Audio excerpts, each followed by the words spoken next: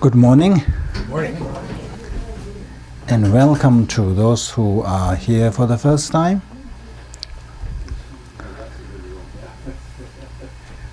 It looks like busy at the back cooking for us. So normally what we do is before we start the class, we share our experience, how we applied what we discuss in class. So there is always a sharing session so that we all can gain insight from that. So that's what we do. So those who are new here, so let's do that again today. So how did your vacuuming go this week? Was it different from the past vacuuming, or you completely forgot about it?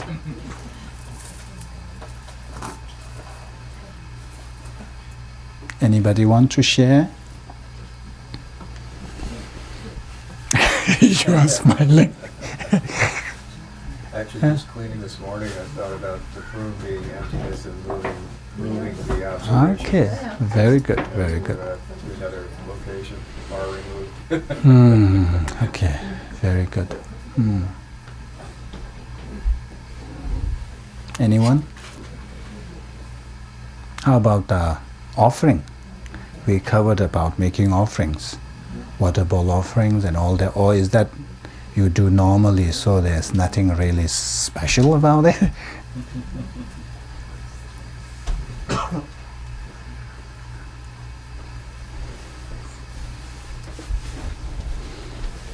Well, I was reminded by that of the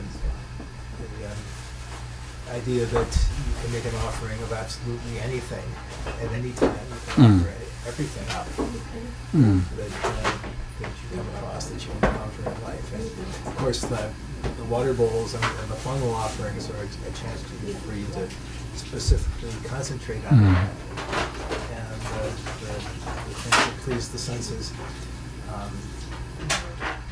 But absolutely anything, absolutely everything offered up. And I don't usually remember to do that, but sometimes I'm reminded to. So. Yeah. I had an experience yesterday. I was going to Cockfield. It was the last of my runs for shopping for the week. And there was a family beggars at the entrance of it. And the woman just looked at me and she did this. And that really went to my heart. And I said, okay, I'm going to offer, and give it to her. And so, what would be portable and, edible and so forth. So I settled on the watermelon. And so, bought one for me and one for them. And so then I was all happy, and I had it all in my mind how I was going to give it to her, and just her, because she was the mother and so on. Anyway, I came out and they were gone. And there was a policeman, and I started thinking about all kinds of things, including that they were obviously I don't know where they were from, maybe India or somewhere around there. And I thought of myself as the stranger, because I've been a stranger before, and I started thinking about, the suffering of people and so forth. So there's the watermelon. I think I'll put it in my room. It's bigger than oranges, but I think I'll put it there. Because I was going to bring it here, but it was too much work to cut it up here, and so anyway, I'll figure out what to do. But that was another kind of offering. It was sad that obviously they were chased away. Okay. Yeah, offering, I think I have mentioned in this class before. But what I learned from my godmother sitting there is that this practice, so we have to do grocery shopping every week. So when we do that, come back and whatever you can keep it, you can offer it on the table. So that's really good. I thought that's excellent idea. You are not specially buying, but you are buying it anyway. So why not make that as an offering? Offer that first through jewels of Buddha, and then after that you enjoy that. So I thought that's such a brilliant idea, and since then I try to do that. So maybe if you want to adopt that, why not? Yes. This week I was doing a lot of gardening, and on our terrace there's a mulch bag, and there was a hole under it, and there was a baby bunny, brand new. So we just left it, and I'm going methodically through my yard trying to pick up all the weeds, and I was down in one section, and I was on my way to another section, and all of a sudden I looked over, and the mom, the rabbit, was like 4 feet from me. And she just looked at me, and she was eating things in that section that I was going to go to. And as if to say, I really like this. Please don't move over to this section. And so I said to Chuck, okay, this may be the wildest part of our garden, but I can offer this to her, another sentient being, who is nourishing another sentient being, her baby, and keep her safe in our yard without having to go out and find other nourishment. And so, and she just looked at me as if to say, and she didn't run, as if to say, can I please have this section of your yard? And I said, that's fine, you can have it. Please don't eat my favorite plants. But otherwise, if you do, oh well. Okay, very good. So this is all intention. So we may let it eat, or we may not notice it, but your intention to really benefit that makes our action virtuous. Yeah. Anyone? Yes. When we have an opportunity to discuss offerings, some of the basic practices, it always reminds me of how important practice is every day to make offerings, because it's a preparation for being less stingy, less grasping, being able to eventually give away yourself if you need to. And I find especially true if you think about, in my mind, how I think of making offerings to Buddhas who clearly don't need any of this. So it's a good practice. We kind of have a deal. Right? I'll make all these offerings, and I will bring my mind to realizing that I'm giving it to you anyway, and you can do whatever you want to do. And I'm sometimes reminded of the opportunity to read the Malakirti Sutra. And at one point, he's the lay person and practicing it, and displaying all these wonderful bodhisattva practices. And someone comes to his house and gives him, want to give him presents, and they give him a valuable piece of jewelry, which he promptly proceeds to throw over the wall of his house to the people outside in the street, thinking, "Thank you very much. That was very nice of you to make this offering. I certainly don't need it, but they do." And just like, this is great. And then the idea that you're not attached to it as well, as I don't only make an offering if it'll benefit me. It's a sense that doing this with no strings attached. Yeah. So remember we discussed last week about the motivation. We aspire to achieve Buddhahood in order to help sentient beings. In order to do that, we need lots of merits. We need to cleanse or purify the negativities that serve as obscuration at the moment to see the reality of things. So if we are able to make these offerings to cultivate merits so that we can progress in our spiritual path, so that we can benefit other sentient beings, then it becomes a real offering. And that's why it is so important about the how we acquire the material that we offer, because Buddhas they don't really need your offering. So it mainly is to please. Remember that the meaning of puja is to please whoever you are making this offering. So if you acquire that material through improper ways, through cheating people, deceiving people, robbing people, all this, then there is no way that Buddhas and Bodhisattvas will be pleased. So no point. So that is important.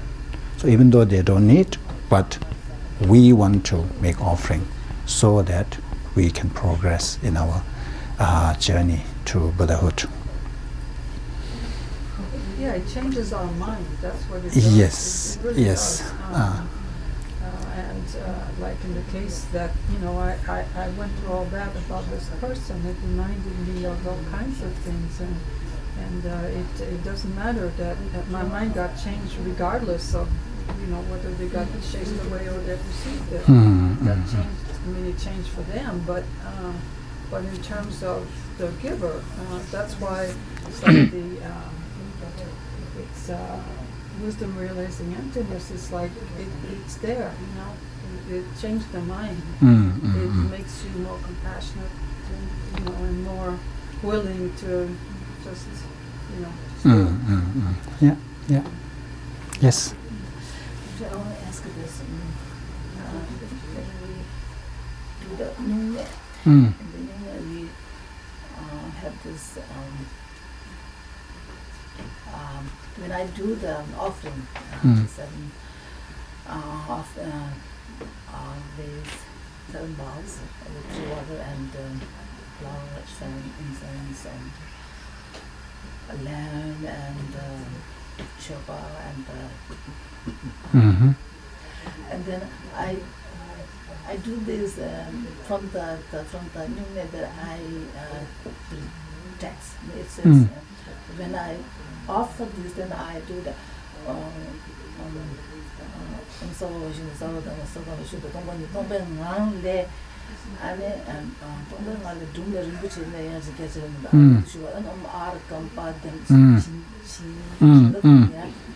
and then after that, then on Sabalware Arkampat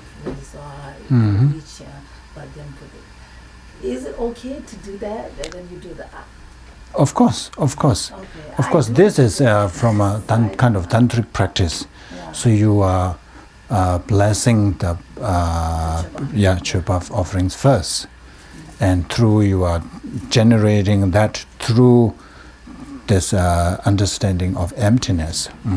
Of course, that's the best you can do.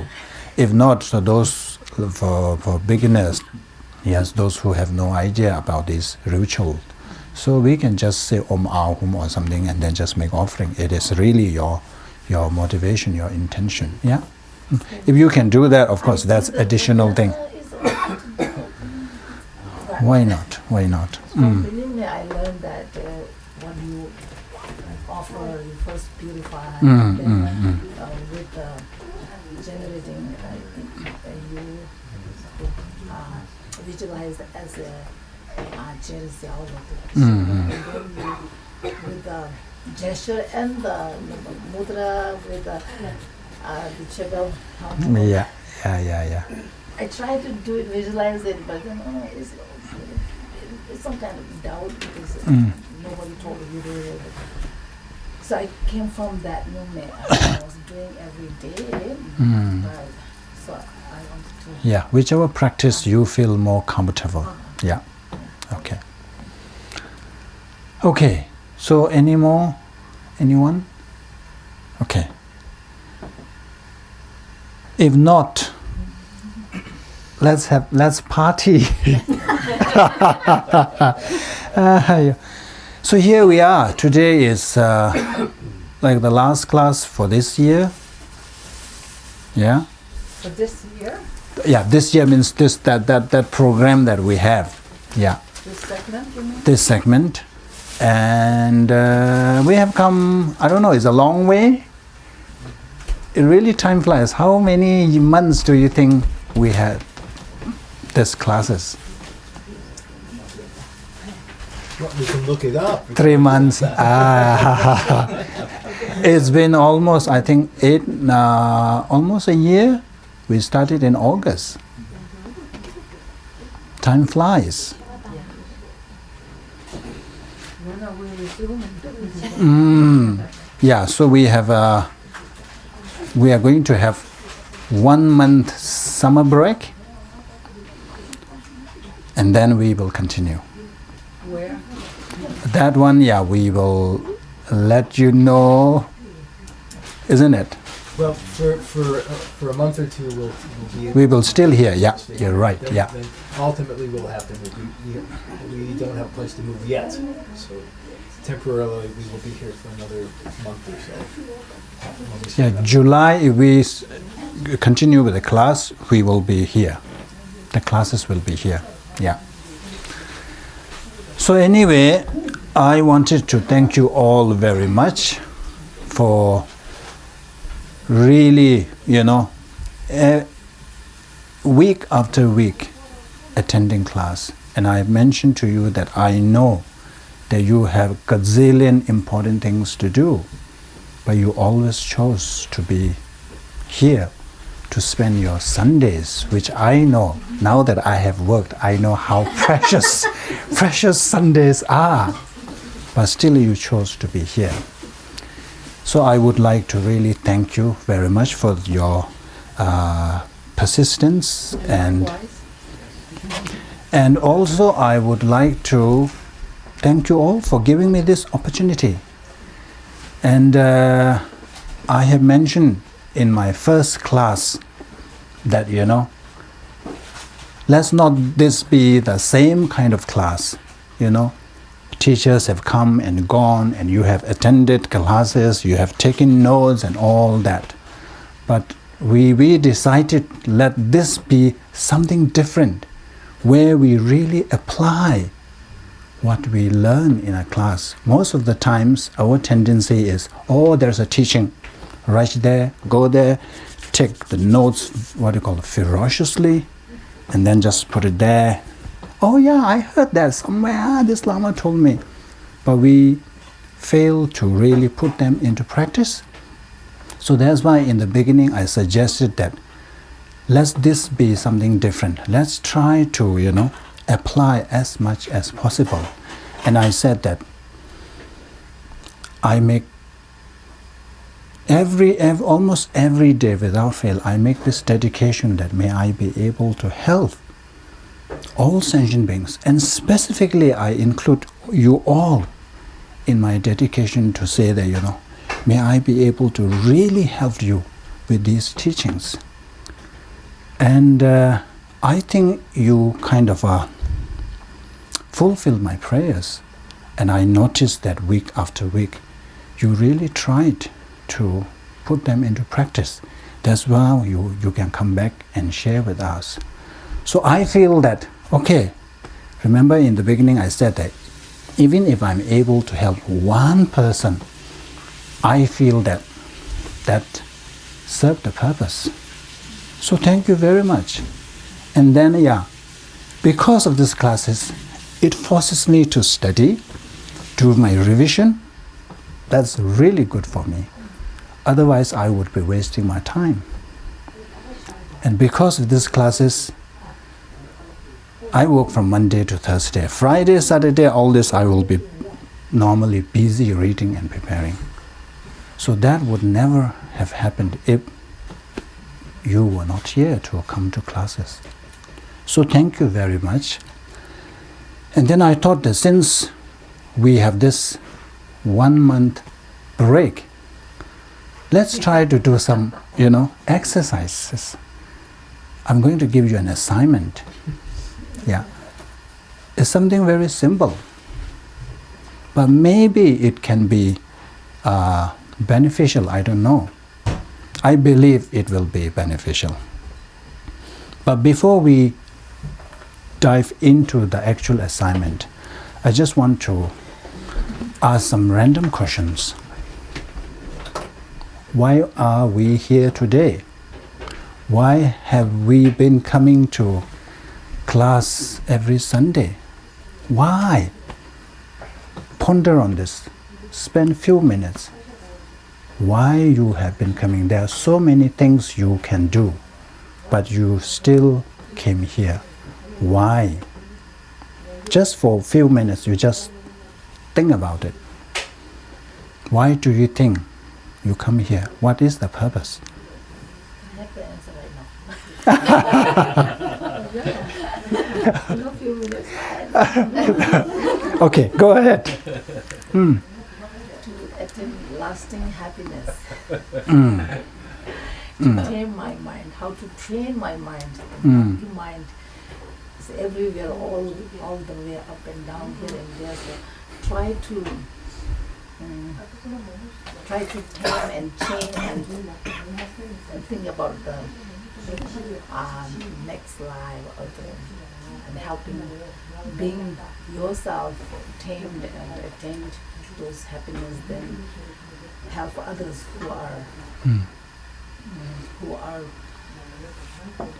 who have no control of their mind and always consumed by anger and hatred and that's Yeah. Well, that's a lot of things. Yes, Casey. Rinpoche, you've really enriched my life. Thank you. Your teachings and the applications, they're very functional.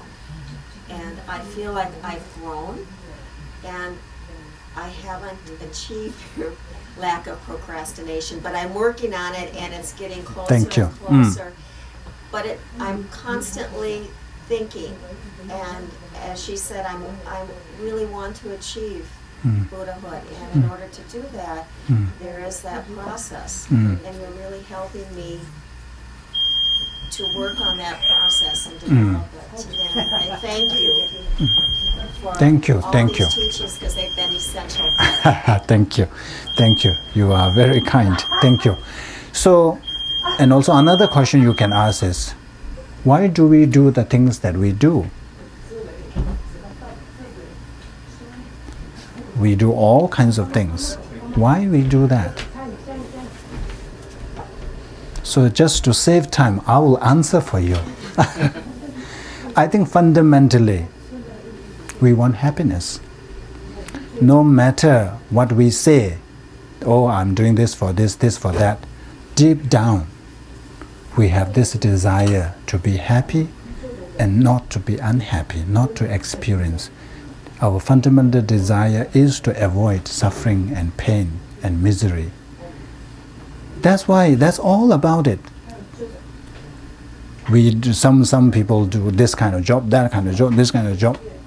But when you ask again, when you, probe deeper, it boils down to wanting happiness and not wanting suffering. But how are we doing about that? Are we really achieving that? Whatever means you are applying, is that really bringing you closer to what you wish, that lasting happiness? It is not. That's why Shantideva says this. I have cited this many times because this is exactly what we are in. This really beautifully captures our situation. It says, although wishing to be rid of misery, we run towards misery itself. Although wishing to have happiness, like an enemy, we ignorantly destroy it. I really like this. This captures, our situation or our condition or our predicament or whatever you call that. Nobody wants to experience misery. Nobody wakes up in the morning and says, oh, may I experience suffering. Nobody. We always wish to be happy. But then he says that they run towards misery itself. Why? How is that possible?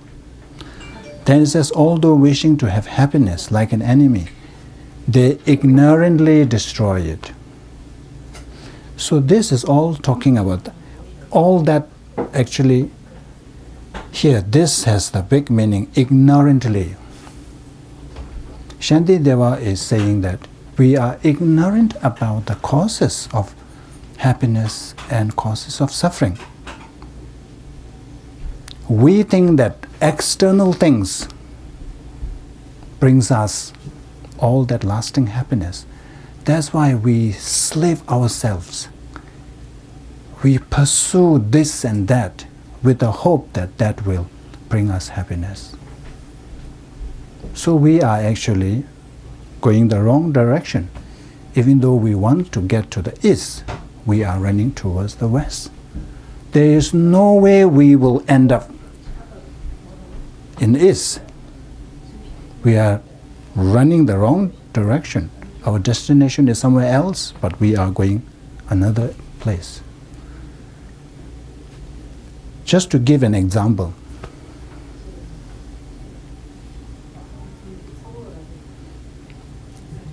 we emphasize so much on wealth and money. Look at this. This is the latest World Happiness Report. Finland scored the first in terms of GDP. Nowhere. America, I think, on the top in terms of GDP. But where is America here? Somewhere here. 19. Denmark, Norway. Of course, you can argue how they did the ranking and all that, but just a general idea. So this is suggesting that what we believe that, oh, money can bring happiness, money makes or produces lasting happiness. Obviously, that's not really the case. And there's something called Easterlin paradox. This Easterlin, this is a researcher who has been doing research in income on happiness. And according to his data, there has been a double, triple increase in terms of GDP in America, in Japan. But that did not result in increase of happiness. Of course, money has effect. So they found that money's positive effect on happiness is only at the subsistence level. When you are struggling with basic needs, then yes, income has effect. But once you reach certain level, income has no impact. It's kind of plateaued.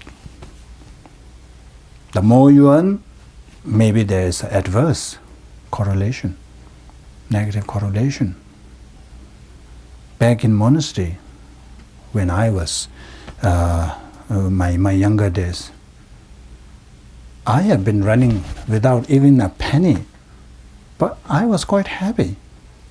And there are most of the monks at that time. Nowadays, I don't know. But during those days, most of the times, even though we have a pocket here, but no, it's penniless. But when you look at them, they're so happy. And then you look at those billionaires. Do you think they sleep well? We don't know. Whenever there is what you call the fluctuation in the stock market, is it you call that? Yeah. They cannot sleep. I told you about a friend who sleeps with his Bloomberg app. Every time he wake up and see where is this. If it's low or something, he must sell it or buy it. Whereas, contrast to that, in monastery, monks will be sleeping so soundly until the gong goes. And then look at the US. Can you see this is 1973? and then here is all down. And how about this one? In adolescence, young people. Remember I shared with you about this, the depression. It has tripled in young people, in adolescents, in teenagers. But if you look at the, the financial condition, this shouldn't be like this. If there is a positive correlation, it shouldn't go down. Compared to our condition to 1970s, it's completely different. We have everything now. If it's too hot, turn on. If it's too cold, turn on. You have hot water, cold water. You have all the facilities you can afford.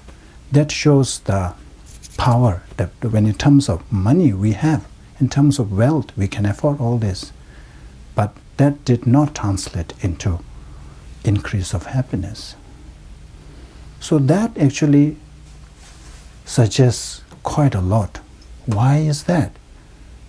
Well, they get shot at in schools. Yeah, we have all kinds of problems now.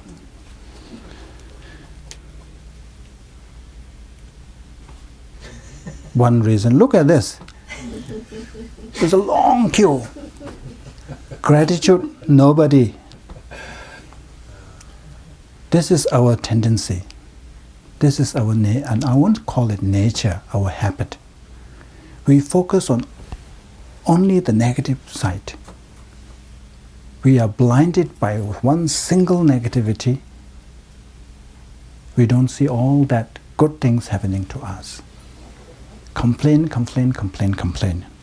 But you don't need to have all this money and wealth. You can still be happy. Look at this. How happy they look, pretending their sliver as like their camera, taking a selfie. This shows that you don't need iPhone to be happy, to have that joy. So this all boils down to that happiness must come from within. No point trying to fix our external condition. We won't be able to fix all our conditions. It is impossible. If this goes right, the other will go wrong. No matter how hard and how diligently we try, it is impossible. But instead, if we try to fix inside our attitude, our mental state, then even if we don't want to be happy, it will follow. Most of you have seen this. I like this one. This captures idea.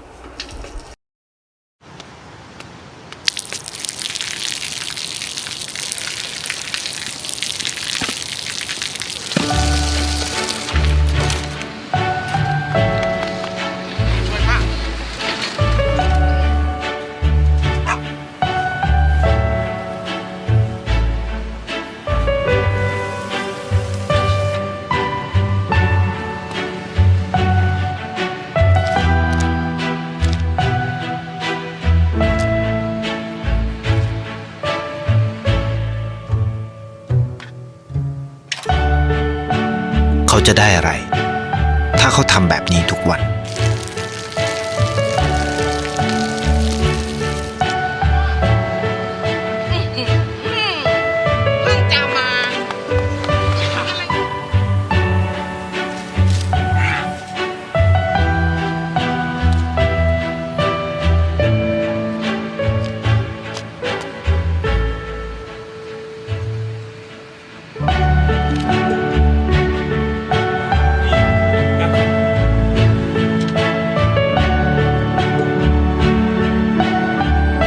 เขาจะไม่ได้อะไรเลยไม่ได้รวยขึ้น ไม่ได้ออกทีวีไม่มีใครรู้จักไม่ได้มีชื่อเสียงที่มากขึ้น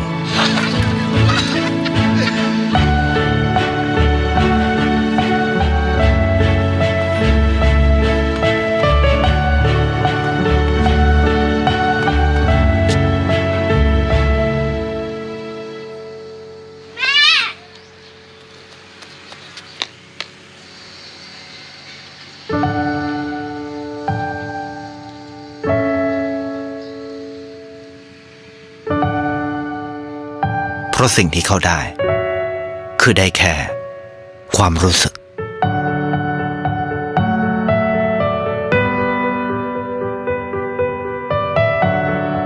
ได้เห็นความสุข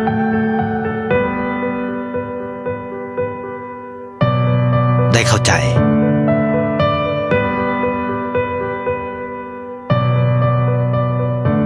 ได้ความรักได้ในสิ่งที่เงินซื้อไม่ได้ได้โลกที่สวยงามกว่าเดิม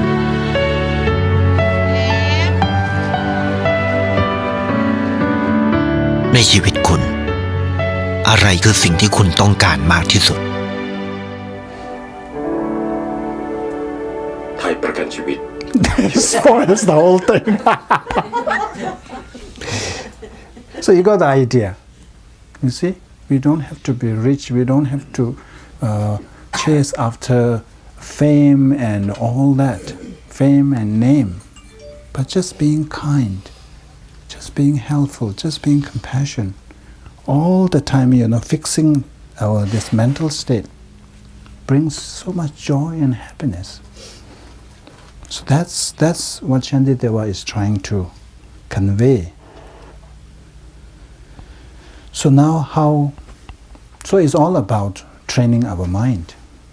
Buddha said that Tani Tagi Könyangi Shen Sushi Köndoju, Tani Tagi Tayangi, or Tani Tagi Könyangi, Tani Tagi Tayangi, Shen Sushi Köndoju or something. But basically what it is saying that you are your own savior, you are your own enemy. So basically is that it's all we have the control over our own life.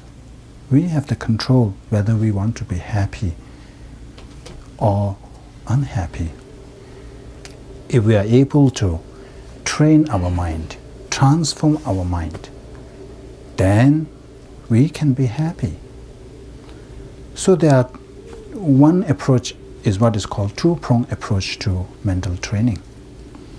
On the one hand, you restrain the destructive mental states, and then on the other hand, increase those positive inner values, positive mental states. So on the one hand, you bring this up, on the other hand, you bring this down. Then you will get there. So for that purpose, this is your assignment.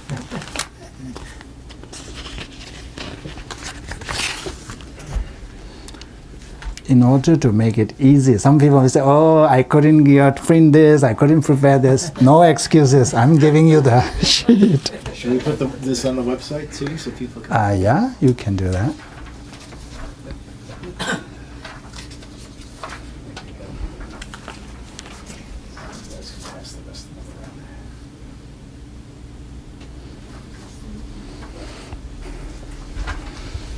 So what I would like you to do is that from tomorrow onwards, every night, remember we talk about how the Kadamba masters, every night they use those pebbles, 2 different color of pebbles, so they'll just if they're engaged in negative actions, then they will use 1 stone, and then if they're able to do virtue, they will put aside. Yeah, so if we were to do that, especially if we were to do while we are, at our work, our handbag would be too heavy with full of those, let's say we use black stones for our negativities. We won't be able to carry, it will be too heavy. There will be lots of stones. So So in order to save us from all that, so every night before going to bed, you just go through this, what is called the 10 non-virtues. Today did I engage in killing? Did I engage in stealing? Did I engage in sexual misconduct? Did I engage in lying? Did I engage in divisive speech? Did I engage in senseless speech? Did I engage in covetousness, malice, or wrong views? So these we call the 10 non-virtuous actions or 10 non-virtues. So these, we commit this through what is called 3 doors. So through body, through speech, and then through mind. So the first 3, since there are people who were not present during the karma classes that we already talked about this, I just want to do a quick revision. So the 3 non-virtues of the body: killing, stealing, sexual misconduct. Killing, we will not go and kill human beings because there is law. Police will come after you. But we are more likely to kill mosquitoes, cockroaches. So here when we talk about killing, we are talking about insects as well. So not to kill any. But all this of course, if you kill without your knowing it, unintentionally, that's not really killing karma. But we see a mosquito, oh, this one, that's constituted as killing action. And then stealing. This doesn't require you to, mask your face and, go in the middle of night. Go to your office. Bring paper. Especially when there's a lot of working in the hospitals, bandage, this, that, if you keep. So in Tibetan we use this majimba lemba, taking something that was not given to you. And I realized that yesterday when we went to the Minnehaha Falls, we took a train. I was surprised that it is really an honor system. There is no one checking your ticket. Before you enter the station, there's no gate, nothing. You just go and touch that, or you pay. You get on the train, you get down, nobody is asking you, nobody will come and check you. It's really honor system. So you think that you are so clever, and just intentionally don't pay. That constitutes as stealing. And then if you borrow some from book or something from somebody else, and you intentionally don't return it, hoping that the other person will forget, that's also stealing. And then sexual misconduct. This is having sexual relationship with others' partners. In legal term, it's called adultery, extramarital affairs. Yeah. And then the 4 non-virtues of speech. Lying.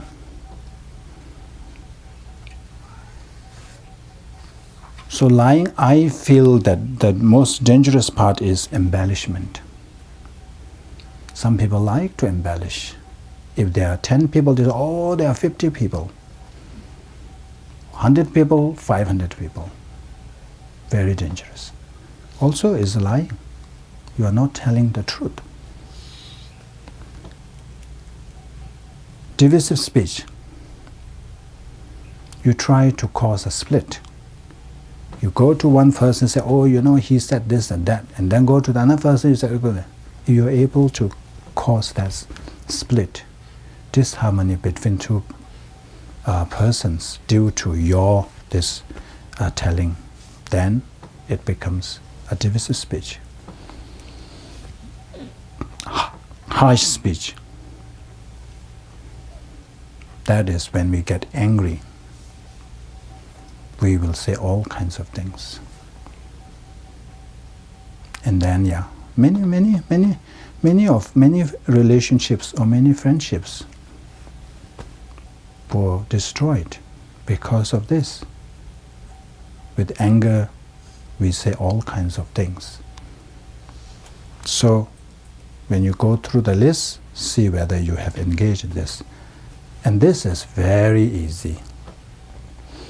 Of course, here, senseless speech, but it's gossiping, talking about mundane things. We do all the time. This is most dangerous. Covetousness is, I think I gave this example when I saw that sale in Macy's store, that pillowcase from this made from Martha, the brand was Martha Stewart.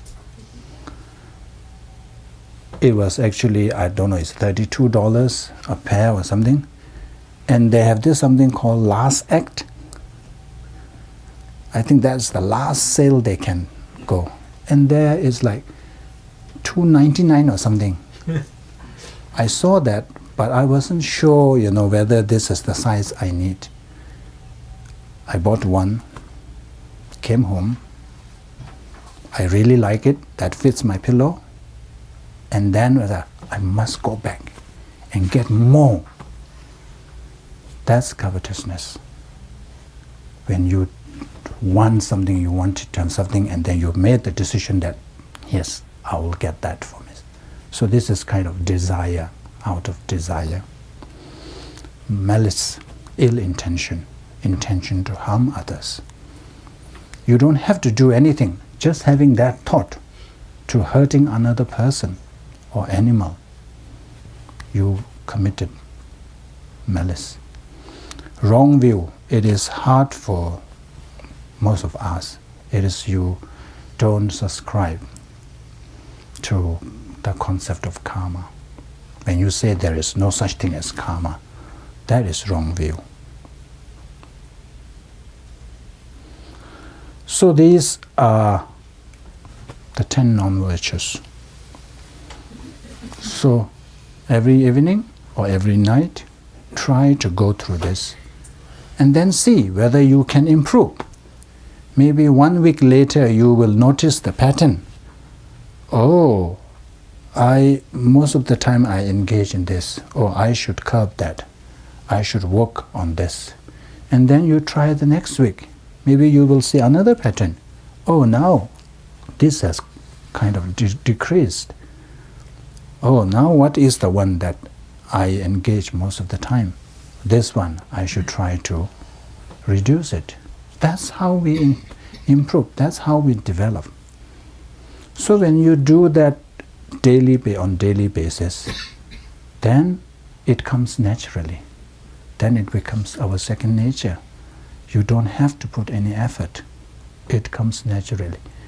When you are about to do something, suddenly you will realize. At the moment, we are not mindful. We forget. We don't even realize after we have committed these actions.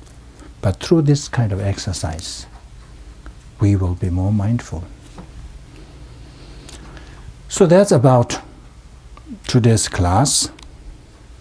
And then hopefully we will resume in July.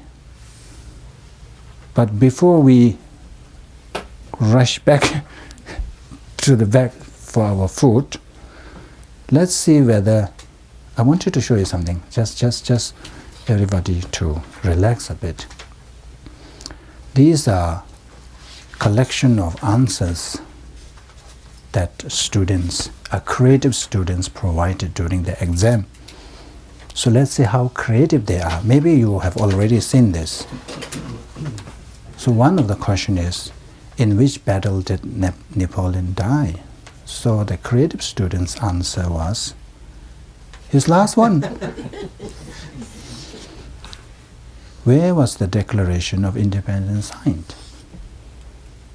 How creative is this? On the bottom of the page.